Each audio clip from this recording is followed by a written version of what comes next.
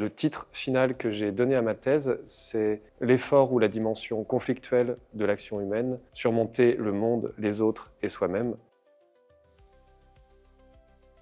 Je dirais qu'il y avait deux raisons principales. La première, c'est qu'étant plus jeune, j'ai fait beaucoup de sport à haut niveau et donc arrivé en master de philosophie, j'ai écrit un mémoire sur les relations entre douleur et volonté, parce que donc, je m'interrogeais sur cette question de pourquoi les sportifs passent autant de temps à se faire du mal, grosso modo. Et la deuxième, elle venait du constat que j'étais plus tout à fait satisfait par le fait de uniquement faire du sport à un moment dans ma vie.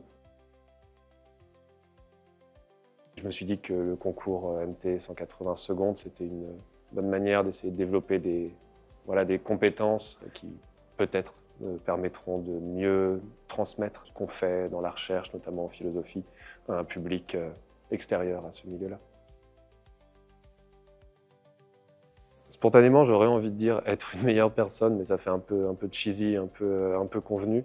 Je dirais l'activité intellectuelle et l'activité sportive, et trouver un moyen de concilier un peu ces deux choses-là, voilà, tout en gardant un rapport sain avec les autres êtres humains. Là aussi, étant donné que ma thèse porte sur l'effort, j'aurais envie de faire référence à ces phrases un peu connues que sont ce qui ne tue pas rend plus fort ou connais-toi toi-même.